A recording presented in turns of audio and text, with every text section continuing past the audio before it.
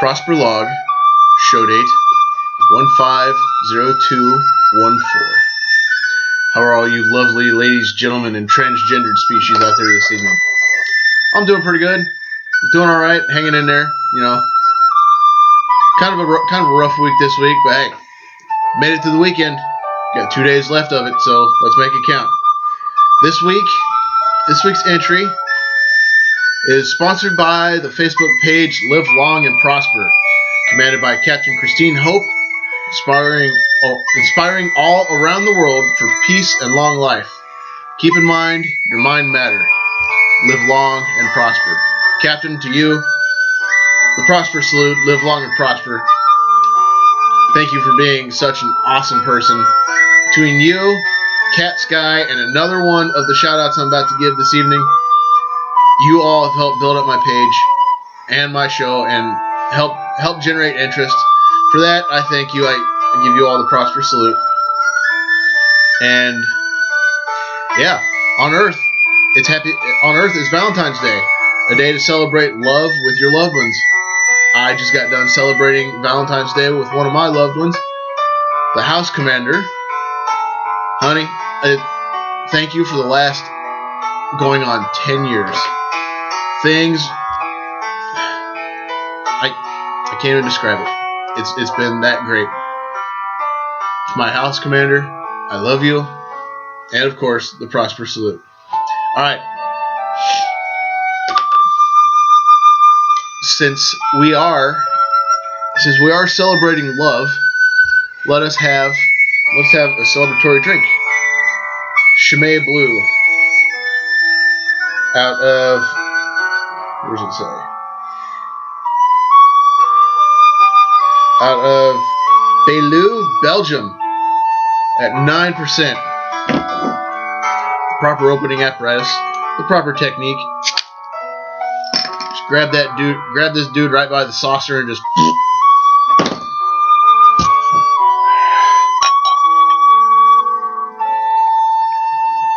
pour it the proper way. You pour it right every time, you're in good shape.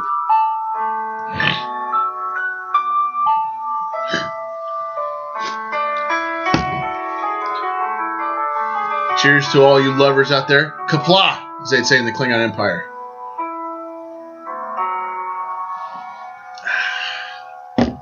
Folks, what you heard was probably one of the best compositions in Star Trek history. Ever. I mean, frickin' ever. That was the song called The Inner Light, which is a song that Captain Picard, as Kamen from the episode called The Inner Light, taught himself how to play on the Resican flute during the episode and during his time as Kamen on I want to say the planet was called Catan, on the planet Catan. And then at the end of the episode, he picked up and played like nothing. No effort or whatever. That was later expanded on in an episode called Lessons, where a piano was added. Very lovely episodes. Very lovely piece of music. All right. Got to start this one out the right way. Got to start out with the birthdays from the 10th. This lovely young lady I met in Germany, Nichole Duncan. Nichole, sunshine, how you doing? Hope you had a happy birthday. Hope things are going well. I hope your husband James spoiled you. Hope your husband James spoiled you on your birthday. To you, since you probably can't right now, I drink. All right, next up. I met this guy in jolly old England. I actually worked with him. The man, the myth, not the myth, the man and the legend, Eric Grotsky. Grotz, how's it going, bud? How you doing? How's life treating you? I haven't heard from you in a while on here. Hope things are going well for you. I saw where you guys have a second child. Probably. It just shows you how much I keep in track. I apologize for that. I need to do a better job. To you, I drink, my friend. All right, next on the list. Guy I know here from Earth Station, Okinawa, Francisco Casimir Lewis. Kaz, my bud, how you doing? I hope things are going well for you. I hope you don't end up getting recertified. I hope you end up earning that job promotion that you're looking for. And I hope you had a happy birthday. And I drink to you, my friend. All right, next up on the list. Guy I work with here at Earth Station, Okinawa.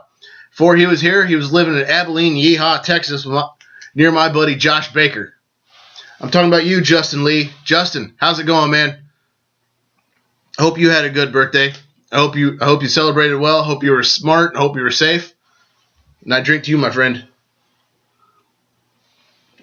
All right. Next on the list. You remember that third party I was talking about that helped build up my page? This is her. Jennifer Conley. I have yet to meet you in person. I hope I get the chance to sometime. Excuse me. I understand that your husband is a brother Mason to me and Josh and all the other Masons that I have mentioned on here. Jennifer, I hope you had a good birthday. Hey, if you're feeling froggy, go check out 50 Shades of Grey. You posted earlier to where you were going to wait for me to review it. I reviewed it. I liked it. You know, I read the books, I saw the movie, and they say that the movie sucks compared to the book. This one wasn't bad. Honestly, this one was not bad. Go see it. Have your husband take you. Enjoy a happy Valentine's Day. And I drink to you. All right. Next up on the list. From today, actually. Robert Walrab. Now, this is a guy I work with here on Earth Station, Okinawa. Wally, bud, how's it going? Hope life's treating you well. Hope you're being smart and safe tonight. And I hope you're enjoying your birthday. Happy birthday to you, bud. And the final birthday for this week, on the 15th, my brother, Jake Rigsby. Jake, how you doing, bud? See, you're living in Hawaii. Hope life's treating you well. Hope things are going well for you. Yeah, my brother, I hope you're doing well. I really do. And to you, I drink. All right, birthdays. Done. Let's move on to some additional greetings, shall we? First one on the list, Wendell Brown. Wendell, Newton, how's life treating you, bud? Hope things are going good for you. Hope you enjoyed your little bit of extra time. I understand you got. Oh, and because the island of Yap actually does exist, I have this waiting for you. It will be cold by the time you get it. See, they're all there. Not going to pull a fast one on you, even though it is Mexican beer. Sorry, I've had better. And Han Solo is a bitch. Hey, Captain Picard's got people that fly his ship, but he flies his own ship. So you know what that makes him, right? I'm just busting your chops, buddy. Let's drink sometime. All right, next up on the list. Now, I know this gal is going to be having a happy Valentine's Day. Tessa Hansgar. Tess, I'm glad to meet your family today. I'm glad they got in all right. I hope jet lag's not killing your significant other at this point. Man, Tess, good job. Good job getting them in here. Good job getting them here. I know you went through a lot to get them here. Congratulations. Enjoy your Valentine's Day. And I drink to you. All right, next on the list. This young couple just got married not too long ago. I want to say they got married on the 7th. I think it was the 7th. I'm pretty sure it was the 7th. Might have even been the 8th, or it might have even been further back on the 5th. Justin and his lovely better half, Sandy McCullough. Congratulations, you two. Congratulations. I wish you both several years of wedded bliss, tranquility, and Sandy, whatever you do, don't beat the crap out of him too much. I'm just kidding. Knew Justin in Germany. Sandy, I have yet to meet you in person. I hope I have the opportunity to sometime. To you, the prosperous salute, and I wish you at least 80 years of marriage. I drink to you both. Speaking of other people that are celebrating a wedding anniversary today, April Brooks and her lesser half, Josh. Now, April stood up with Robin in our wedding back in 2007. April, thank you so much. You and Josh are true friends. You and Josh are true friends. We're honored to know you. I give you two the prosper salute, and I drink to you. Excuse me. All right, another couple celebrating their wedding anniversary today. Man, Valentine's Day was a popular day for people to get married, I guess. Dustin and Monica Shannon. I actually bumped into you guys at the movie theater. I'm with you, Dustin. I can't wait for the sequel. And Monica, I'm sorry, I got to kind of disagree with you a little bit. As I said earlier, yeah, the movie didn't do the books justice, but at the same time, the movie didn't stink. It wasn't a total stinker. I kind of went in thinking it would be. I'm glad I was wrong on that one. But to you two, congratulations on, what is this? Did I see 4 years? 4 years? 4 years of marriage? Did I see that right earlier? Congratulations to you two. The prosper salute, and let's drink. All right. Next up, I'm almost done, folks. Dustin Unger. Dustin, how's it going, man? I just saw not too long ago that your wife gave birth to, what is it? I think I lost count. Was that your third child? A beautiful baby girl, I want to say. Dustin, congratulations to you and your wife. The prosper salute. You're going to make, you know what you're doing. Let's drink, my friend. And the last greeting I want to extend, I just got a package from him today. From my counterpart over at Beer and Song of the Day. The one and only, the Love Doctor, Lieutenant Commander Love, Joshua Baker, the talent over at Beer and Song of the Day. He sent me some goodies today. As soon as I get settled, I am going to put these together. Not one.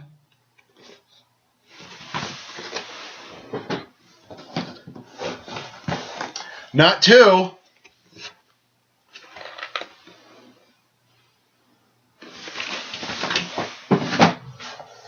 This one's really going to be shiny.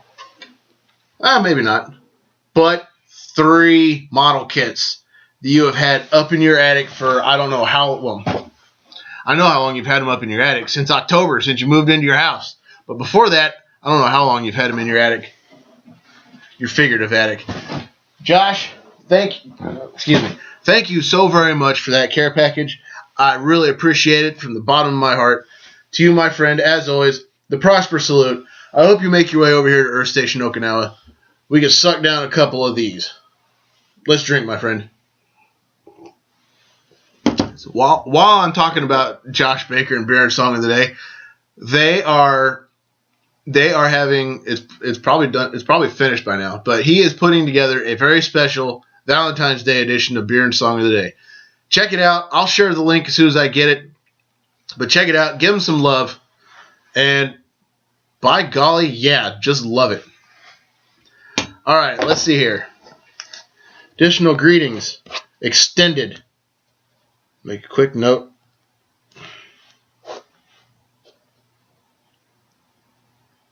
All right, additional greetings extended.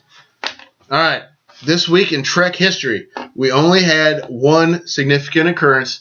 If you're a fan of the JJ verse, some are, some aren't.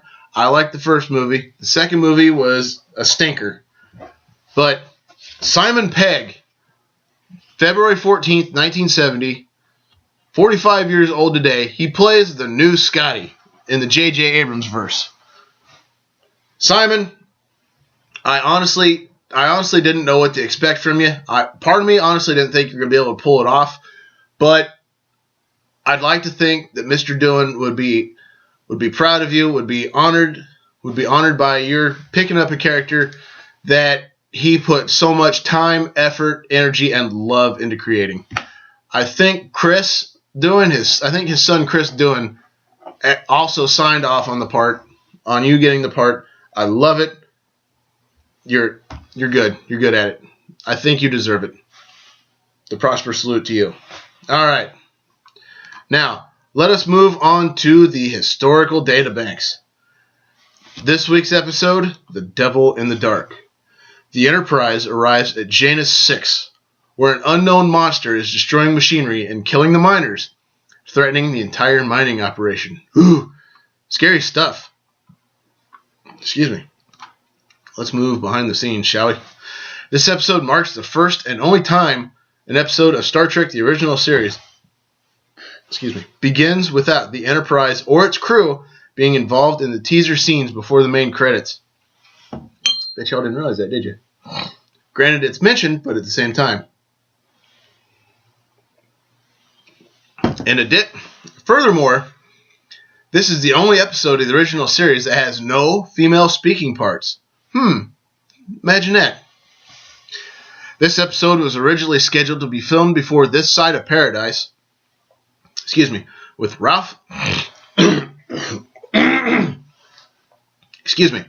With Ralph Sininsky assigned to direct it.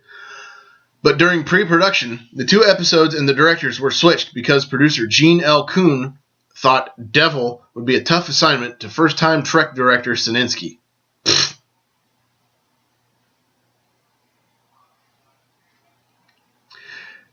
Gene Kuhn's original script featured a different chemical substance as the base of the Horta, but researcher Kellum DeForest corrected it to silicon,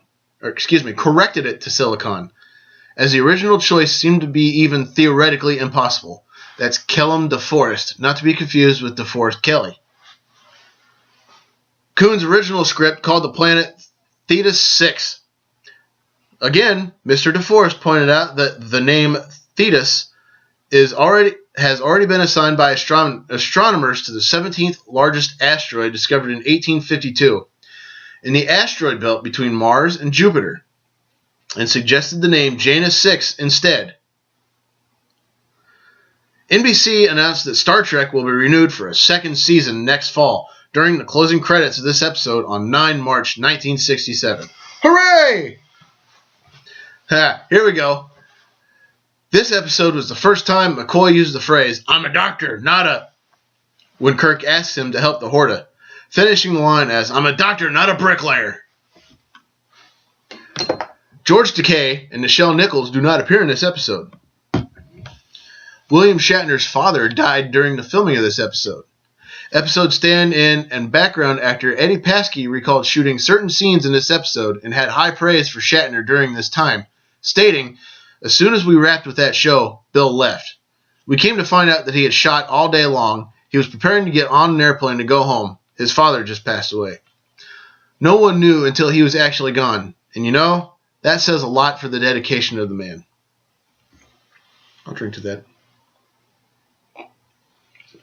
When Shatner, on the set, got the call from his mother informing him about his father's death, the crew were ready to shut down production.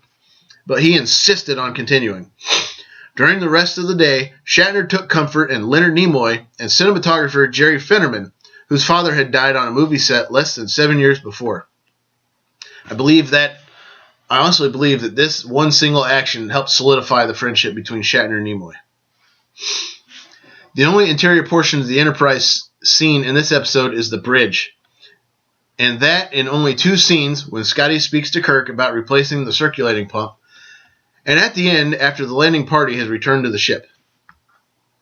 The scene of Kirk, Spock, and McCoy discussing the silicon spheres as the murders was originally set in the Enterprise briefing room, but when the death of Shatner's father halted production, it was rewritten to be set in Vandenberg's office instead.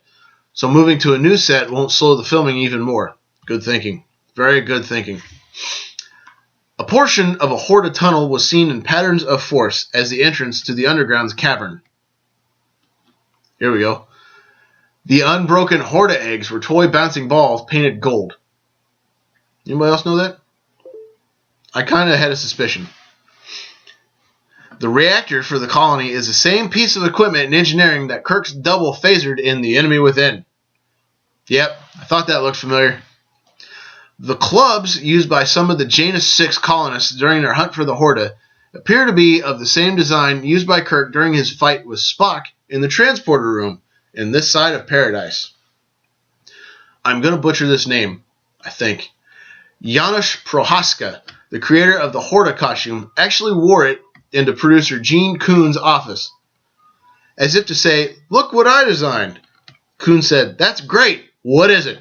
And Prohaska said, "I don't know. It can be whatever you want." Coon replied, "I'll write a script around it," and he wrote this episode in 4 days so the costume could be used.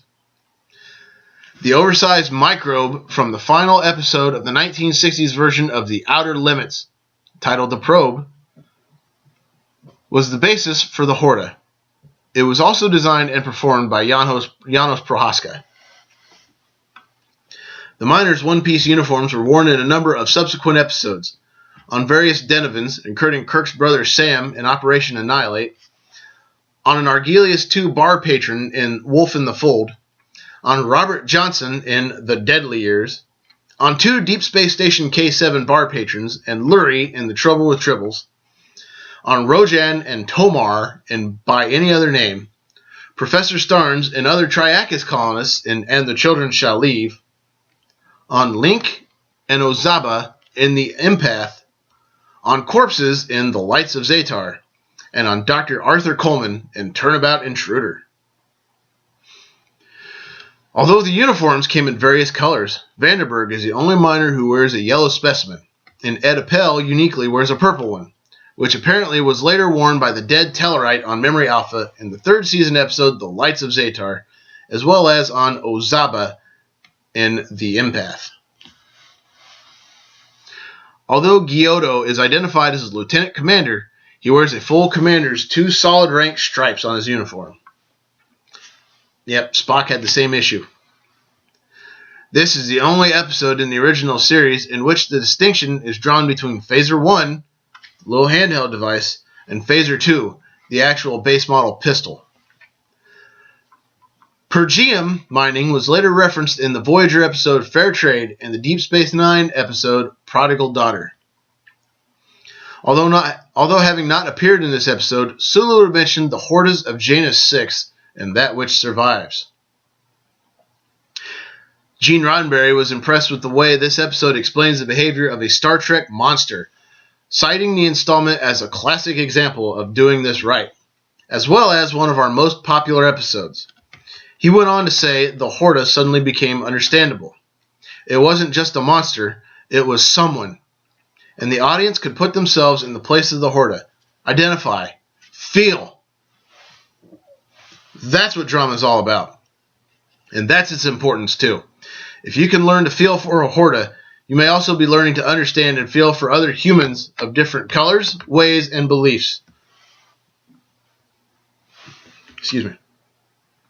In his book, Star Trek Memories, William Shatner identified this as his favorite episode because his father died during filming and Nimoy's delivery of the mind meld lines made him laugh. Excuse me. I lost my spot. There it is. Shatner insisted on finishing his dialogue scenes, and after he left for the funeral, a stand-in, Eddie Paskey, completed his shots with Spock and the Horta, filmed from behind, of course. When the scenes were later edited together in several sequences, Shatner has his phaser up, and the stand-in does not. However, in the later Star Trek fan collective, Captain's Log DVD set, Shatner said that his favorite episode was The City on the Edge of Forever. Happens. Arthur C. Clarke once remembered in 1995 that of the original series, the only episode he could recall was The Devil in the Dark, stating that it impressed me because it presented the idea, unusual in science fiction then and now, that something weird and even dangerous need not be malevolent. That is a lesson that many of today's politicians have yet to learn. Nice. Leonard Nimoy identified this episode's closing banter between Spock and Kirk as one of his favorite scenes to perform. He noted it was a wonderful moment which defined the relationship and defined the whole Spock character's existence and his attitude about himself. McCoy specifies that he had the Enterprise beam down about 100 pounds of thermal concrete.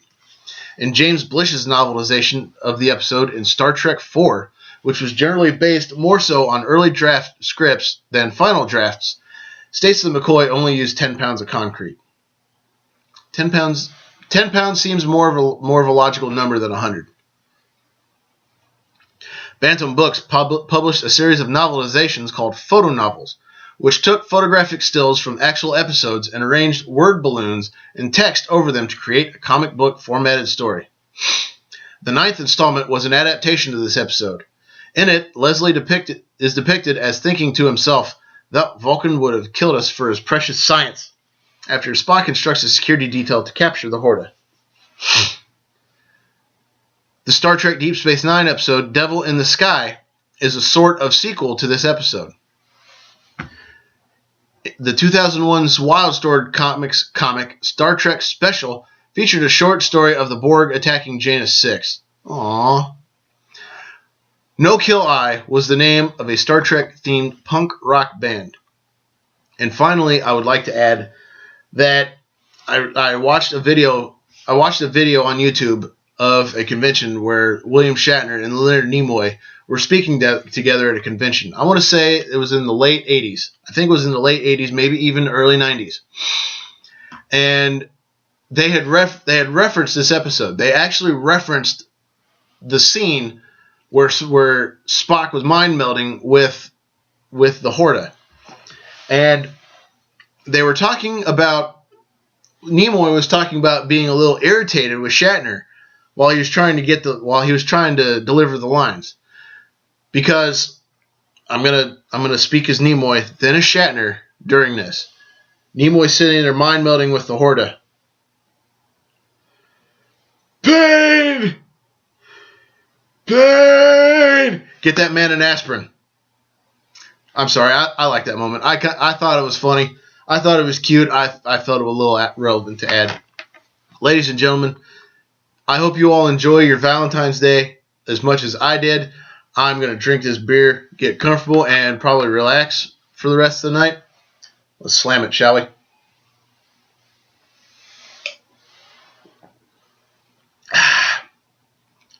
Devoid of intelligence as a Sequest fan.